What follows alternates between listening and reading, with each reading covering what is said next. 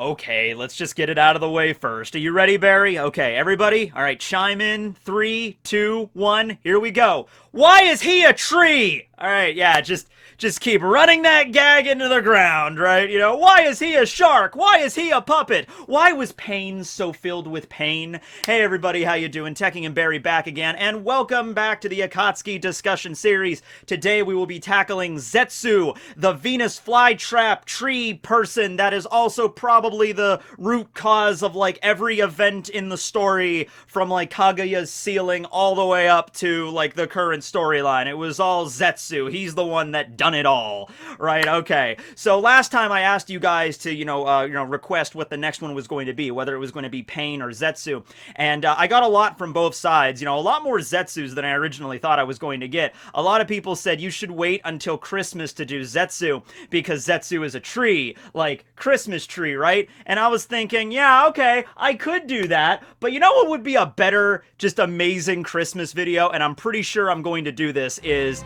do Pain on Christmas Day. That just sounds perfect, right? Like, that sounds like a great day to talk about Pain, right? It's a special day. He was the leader of the Akatsuki, so I think we're gonna wait until Christmas Day to do Pain, and then today we're gonna do Zetsu, and it's still the Christmas season, so it all makes sense. Just throw some lights there up on Zetsu, and there we go, we're good. Alright, so, where do I start with this guy, right? Like, seriously, though, like, I know I've said that with a bunch of other people, like, oh man, where do I even start with Kakuzu? Where do I even start with Deidara? Where do I start with Kasame? No, seriously, where do I start with Zetsu? Because Zetsu, the black half of Zetsu is like hundreds of years old, like, super old, to the point where, that was the extended will of Kaguya way back during that time period when she was around. I don't think we got, like, an exact time frame on that, like, how many, hundreds or thousands of years ago that, like, Kaguya arrived. It was just, like, a really long time ago, right? And as for the white half of Zetsu, if I'm not mistaken, the white Zetsu is simply just a random person that was sealed in the Infinite Tsukuyomi way back in the day. So Kaguya used the Infinite Tsukuyomi back then. That created the tree, and people were trapped in the tree, and then after a long enough time, after people were trapped in there, they became the white Zetsus. Okay, and I think that's what the white half of Zetsu just represents. Just some random person that got sealed by the Infinite Tsukuyomi, like, a really, really long time ago. How would you like to be that poor bastard, by the way, right? It's just like, yeah, okay, I'm just sealed in the infinite dream, and then I turned into this. Just some random dude, he wasn't doing anything to really anybody, and just, yeah, there he is, okay?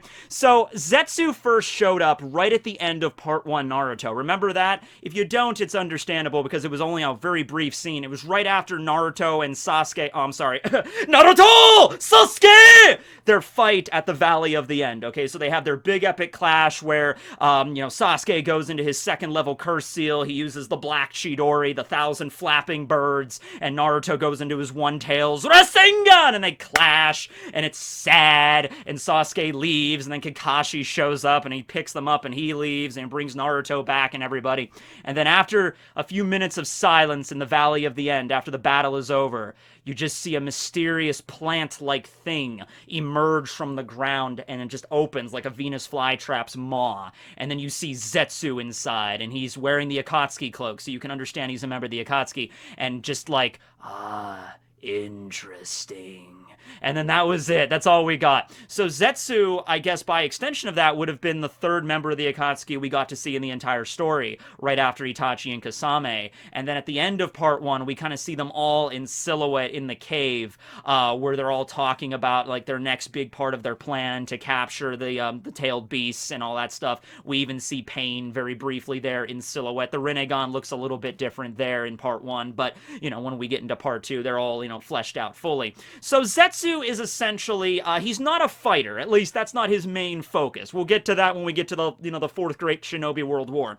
But for his primary function for most of Part 2, he is the spy and the information gatherer of the Akatsuki. And after a while, you just kind of accept that, like, Zetsu's there, right? Just like, why is he a tree? Why is he a Venus flytrap? What's his origin? What's with the two halves? What's going on? But there's just so much other crazy crazy shit going on in Naruto with the tailed beast and all the other Jinchuriki, and then you got all the other members of the Akatsuki that are getting more, like center stage, like, Deidara and Sasori, and then you got Hidan and Kakuzu and everybody, and then of course the big epic fight with freaking Itachi. You got Orochimaru still doing stuff in the background, then Pain shows up, Jiraiya dies, a lot of this crap is going on, so after a while you just like, oh yeah, there's that one member of the Akatsuki, Zetsu. He's just a plant guy, and that's just, he's there, and he always pops in, he's always observing things. He has the ability to use the Mayfly Jutsu, which allows him to basically travel through the root network. He can extend roots outside of his body, so he's like a plant jutsu user. You can kind of understand that just by looking at his outward appearance, right? And so, 9 times out of 10, whenever you see Zetsu in part 2, right up until stuff still, gets to knocked into the next gear with, like, the 4th Great Shinobi World War, he's just there monitoring things. He's just there watching fights. Apparently, he has the ability to record said fights and then bring them back to Pain or whatever, and he can, like, play them for, Pain.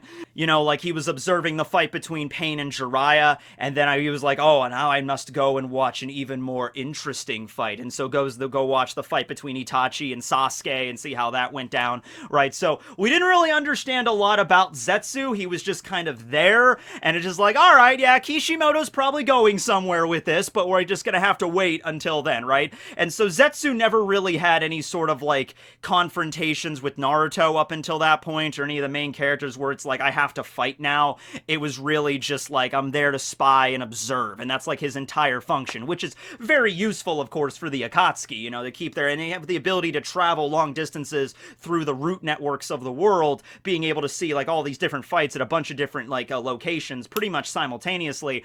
That's pretty effective, right? Definitely. So, I believe it was after Pain's big invasion, after Pain was defeated by Naruto, or Nagato was, defeated, and he died, and he used, like, the Rinne Rebirth technique, and we're getting into the 5 Kage Summit arc. That was when you got to see a little bit more with Zetsu. So Zetsu showed that he had the ability to split his body into the white half Zetsu and the black half of Zetsu. Alright? And so we don't really, at this point yet, know what, okay, I'm assuming they both do different things, they both have different aspects of jutsu. I remember, like, vaguely thinking a lot about Zetsu at that time and thinking, well, maybe, like, one of the halves of Zetsu has, like, support level techniques, like, the spying and the Mayfly technique, being able, did I say Mayflower earlier? Mayfly technique. Sorry if I said Mayflower. That's a boat. But you know what I mean? Like, one had support level ninjutsu, and maybe the other half had the ability to do, like, offensive, like, attack ninjutsu. Like, that's how I originally thought. Or maybe, like, one was ninjutsu, one was genjutsu, something like that. And so we see them being able to split, and the white Zetsu are able to create spores. That seems to be, like, the main thing there, where white Zetsu can implant spores into other living things or other locations, and the spores are indetectable, but when they activate, like, little clones of Zetsu appear on the body, and they can siphon chakra off and give to other people. So this was massively useful when Sasuke went up against the 5 freaking Kages at the summit, where he's like, oh yeah, you're being attacked by the Kages. You're kind of an idiot. So, the spores come out and kind of try to siphon off chakra to give a little bit more to Sasuke so he just doesn't die immediately, which I imagine in that brawl was pretty damn close. Man, remember that time that the Raikage just jacked up Sasuke? Oh man, that fight, man, that was wild. That was just like Sasuke like, yeah, I could take him, and Raikage's like, no, you can't. Oh my god, Sasuke came this close to dying. It was really, really close, right? Even like Raikage loses an arm, he's like, Amaterasu, I got your arm, now you can't. It's like, yes I can. I'm like, oh no. Okay, that was a wild, wild fight. But at any rate, yeah, so Zetsu was there basically just to make sure Sasuke did not die, and also implanted the spores all over the other members of, like, the Kage and their followers, everyone that kind of, like, followed them to make sure. Like, I remember later when Fu and Torone and Danzo were all leaving, they found, like, oh, there's more spores on me, we have to rip them all off and everything, because they get, like, everywhere. So they're, like, parasitic clones, basically, right? And in addition to that, they also have the ability to do a transformation technique or a substitution jutsu, and then when B and the Raikage, A showed up and they killed killed Kasame, it was actually revealed Zetsu swapped places with Kasame right before the fight, took place there right before A showed up. And it was like so just like Kasame. It was like so exact with the clone. Even after being beheaded, the transformation didn't come undone. It was still very clearly, oh, that's Kasame's body, right? And then later it was revealed to just be a Zetsu clone, all right? So a very high level of like, parasitic cloning technique and substitution transformation techniques. That was like White Zetsu's like specialty, right? Also jokes, really good at cracking a bunch of jokes, just really just kept blabbering on and on and on, kind of like what I'm doing at any given time, right? So then the bigger reveal came when the war was about to get started, and it's like, okay, the Akatsuki is about to go to war with the entirety of the ninja world. Like, literally, Obito shows up at the Five Kage Summit and just declares war on, all of the nations, and then just leaves. And it's just like, okay. And then you start thinking, it's like, well, most of the Akatsuki are dead. Like, what are you going to do with this war? Like, you're literally going to be going up, like, millions of shinobi. How are you going to fight? And, Kabuto's there and Obito's there. And it's like, oh, don't worry, we got foot soldiers. And then it was revealed that the basement of the hideout where the ghetto statue was, like, the basement of that thing, the roots of this giant tree, all infused with, like, Hashirama cells. And I also believe they captured Yamato at that point to fuse him further with, his Hashirama cells into it even more. Creating an army of White Zetsu clones. And so that was actually, I remember that was a cool twist. I was like, oh, okay, because we've already kind of established what the white half of Zetsu is capable of, so that's pretty cool that you're taking that to like an insane level and just making a bunch of these clones. Like, I think it was like 100,000 or so, and they're like all growing under the ground, and like, these are going to be our foot soldiers for the war. All of these different clones, all based off of White Zetsu, right? And so that was going to be the setup there. And then meanwhile, Black Zetsu's off doing his own thing, right? And so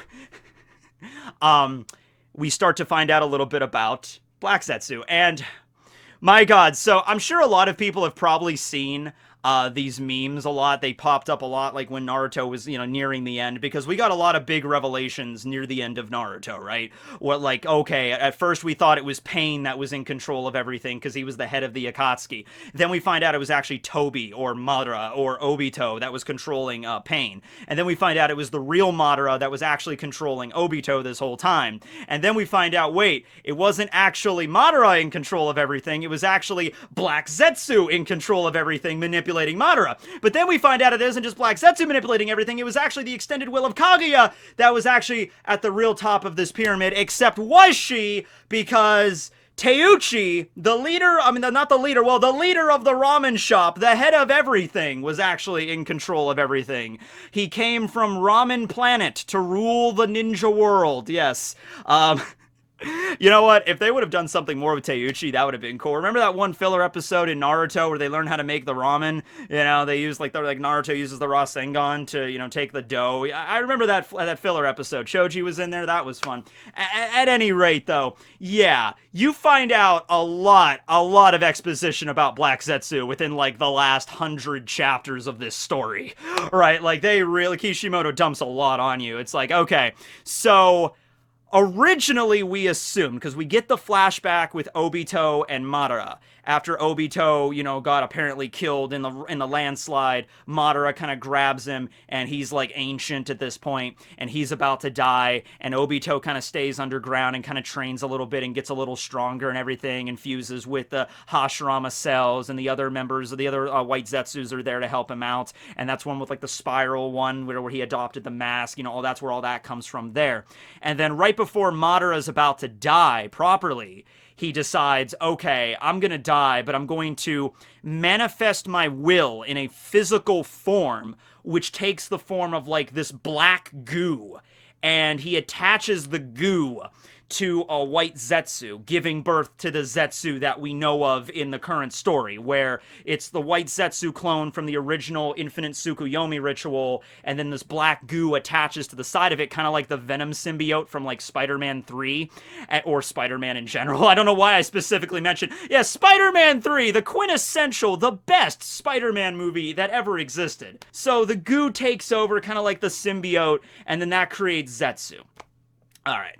So we think, all right, that's what it was. Madara's will made manifest. Madara is like so ridiculously powerful, it just makes sense that he could do that. So Zetsu is basically going around secretly working for the Akatsuki, but actually trying to fulfill Madara's plan of being resurrected. Madara's whole thing is, you know, I want to be resurrected with the Rinne revival jutsu in this very specific, proper way, and then I can control all the Biju, and then I can become the new sage, and I can achieve this power that, you know, was lost to me before, or I couldn't achieve before, or now that I have, the Hashirama cells implanted in me, I can do this now. Like, it'll finally be properly done, right? Okay. So, you know what? Honestly, if that was where it was going to end, if that's where, like, everything was just gonna stop and just be like, okay, Madara's like the mastermind behind all of this, and he's been planning this for well over 100 years, ever since the time of the first Hokage.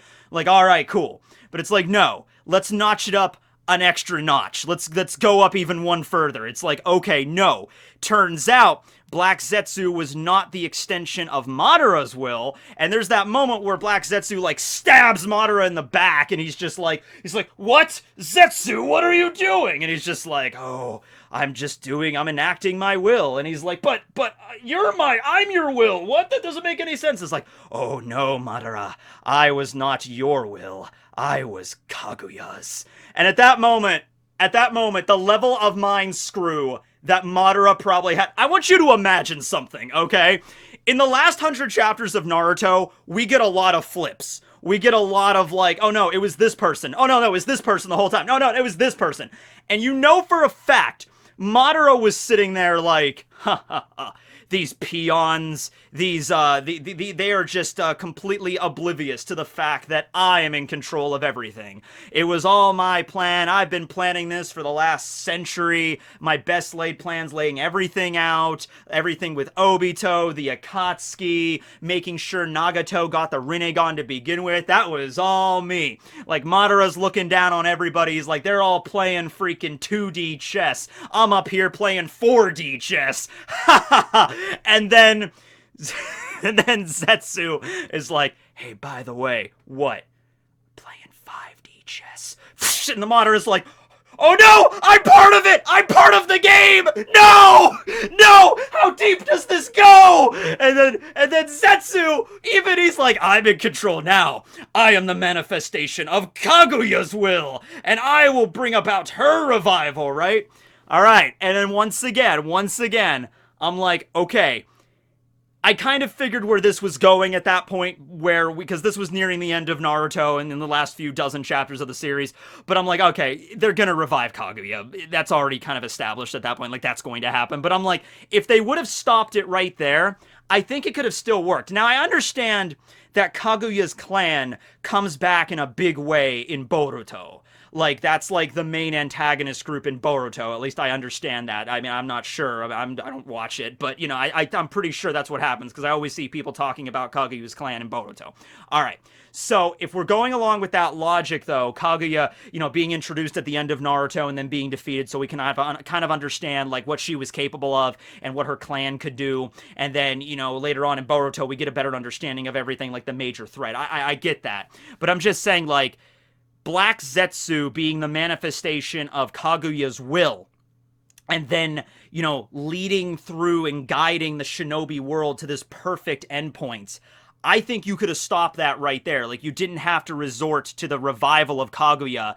It could have just been Black Zetsu as the main villain all this time, and I think it would have made sense. It'd been like, oh yeah, this being Zetsu has been around for so long, and just like every time we turn around, Zetsu's there watching or observing. We saw that in the backstory with Obito and Madara. Like, Zetsu's always prevalent. He's always present. And then if it turns out like, yeah, Kaguya died. Kaguya's dead. She's never coming back. But I was the last act of her life, creating me, like basically her child, Black Zetsu, and I'm going to take over the world.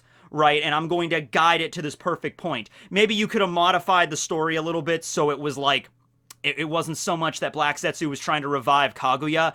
It was more like he was trying to just like guide the world to oblivion, or just having fun with it. Just like, oh yes, I'm going to guide the ninja on this certain path and what they're going to do, and then maybe, you know, like the end point is like the destruction of the entire planet, or something of that nature, which they were trying to do anyway, because it was just through the revival of Kaguya. The whole plan here, that what I understand is, you know, Black Zetsu, you know, pretends to be Madara's will, but is actually Kaguya's will, to revive Kaguya to bring about like the end of days. Like, wasn't that like the initial goal here, right? So I'm just saying, you could have spun that to not get Kaguya revived and just have Black Zetsu being the one that was like the ruler of all of this. But no, it's one step further than that. When Kaguya is awoken, she also kind of like, I mean, like Black Zetsu merges with her a little bit, but you could see that there's sort of like a back and forth, like they're not 100% on the same wavelength there, right? You kind of feel that. So it was really Kaguya. It was like, it was actually my machinations. I'm like, damn it,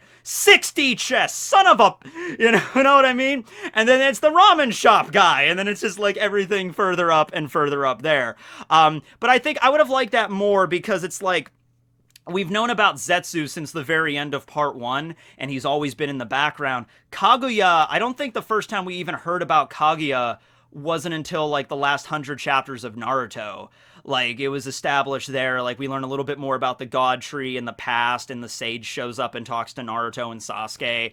And it's like I said, you're setting up stuff for the sequel series, Boruto, but it's like, you know, like Zetsu being the supreme, you know, ruler of everything, I'd be like, all right, well, at least we're well established with Zetsu at this point, not so much with Kaguya, but whatever. I mean, the final battle with Kaguya, with her, like, dimensional rifts and everything, that was pretty cool, you know, and it was like it really was reminiscent of, like, a Final Fantasy kind of style end battle, right? In fact, I even saw another meme the other day. I laughed my ass off at this. It was like, every JRPG ever is like, level 1, stage 1, you have to find a missing cat, and at the end you have to literally kill God. And somebody in the comments was like, that's just the plot of Naruto. And I'm like, you bet your ass it is, you know? You know, so maybe Kishimoto was like, I'm just gonna bring back Kaguya, she's gonna be this ridiculously powerful alien goddess, and you know, Naruto and Sasuke are essentially demigods at this point, and they're gonna have to join together, and they're gonna have to defeat and seal her, and it's gonna be a big epic bombastic battle to close out the series. We start, you know, chapter 1 with like, here's the clone technique, ending it out with like insanely powerful Rasengans and like dimensional warps and like attacks that can wipe out entire like planets essentially near the end. You know, that's how we end, and that's like a 700 chapter journey, right? So definitely insanity, right? As for White Zetsu, like the original White Zetsu, not the hundreds of thousands of clones that were just used as like fodder soldiers during the war, he was actually ended up being killed by Sasuke, I believe. When Sasuke awoke to his eternal Mangekyo and his Susanoo after, like, you know, putting it, you know, implanting Itachi's eyes, he was resting at the hideout, and the first thing that Sasuke did upon awakening was like activate his Susanoo, and he just stabbed and killed the original White Zetsu, like the one we get to see right here. And so he's dead. And then the Black Zetsu, I believe, is also sealed at the very end as well, because I think Black Zetsu tried to get away. It was like, all right, well, Kaguya's dead again, or Kaguya's sealed again. It's all right. I'll try to just, you know, maybe get out of here, lay low for a few centuries, and maybe start it. Oh, no, you don't! And just throw you back. Here you go, mother and son, forever, together forever. And just throw you back into the seal, right? But no, I really like that concept of, like, this manifested will, just, like, not a ridiculously powerful being, just like a whisper throughout history. Like whispering to the sage and the descendants, you know, Indra and Ashura, you know, like speaking into Indra's ear, like, hey, Indra, your brother Ashura, man, he's gonna get everything from the Sage of Six Paths. You should fight that guy. And then eventually giving rise to the Uchiha clan. And then the Black Zetsu is like, the Uchihas, yes. They will be the main characters of this play that I'm gonna create. I'm gonna propagate the Uchihas. I'm gonna guide them on this path. They fight against the Senju. And it's like through the centuries this continues. Like the generations and generations of ninja, right? All leading to this final group of the Uchiha, Uchiha and then the Akatsuki, rewriting the stone tablet of the sage, you know, doing all of this, right? And it makes perfect sense. It's like, because a lot of stuff in Naruto, as we further go on throughout the story, we learn more and more about the past, and like, okay, this is something that Madara did, and it passed down toward the generations, or this is the existence of the Rinnegan and all that crap, and it makes a lot more sense. As like, if there was someone that was alive throughout this entire time period that wasn't a human, just this manifested will, that individual could like twist and change things to their own liking, you know, because it's like, hey, there's this ancient stone tablet left over by the sage, you know, hundreds if not thousands of years ago. Of course it has to be legit, right? No one could have defaced it, no one could have changed it up, because it's been here forever, right? It's like, well, yeah, but if there's someone like some immortal being that's like, you know, pulling the strings for everything here, that makes perfect sense then, right? So I like that concept of where you're going with that, and like, you know, oh no, I'm not in control. I'm in control, Madara. No, I'm not in control, Madara. I'm in control, Madara. You know, so I like that angle with it. Beyond that, I mean, he does have, like, battle ninjutsu. He can, like, control plants and stuff, and I think later on, that, you know, they do go up against, like, Black Zetsu does go up against Naruto at a certain point, but certainly, like, straight-up offensive, you know, attacking is not Zetsu's foray. That's not his thing, right? It's more of just, like, I'm just here to observe and guide, you know, and now also sealed alongside Kaguya, so we don't have to worry about him anymore, and then White Zetsu's dead. So, that's the end of Zetsu, who was a tree. And I guess it was kind of explained why he was a tree, because, like, merged, like, with the infinite Tsukuyomi, that was a tree, and then created the clones, and so there you go, right? Probably messed a few pieces of this up, I would imagine, you know, probably forgot a few things. I'm imagining also, since Zetsu had so much to do with Kaguya, and since we learn a lot more about her clan during Boruto, we might have even in turn, and I didn't look this up, but we might have in turn even learned more about Zetsu during Boruto, but, you know. So, anyway, thanks you guys for watching the video. Next Akatsuki discussion, I'm going to be aiming for Christmas Day, and we're going to be aiming for Pain there, because I got a lot of other stuff coming up next week. We got the charity drive. I'll be making a video for that next week on announcing, you know, the exact time and everything for that, but that should be next week, next Saturday. I'm aiming for that. So a lot of stuff coming down the pipeline for the holiday season, but thanks to everybody for watching. This will be Tekking and Barry signing out.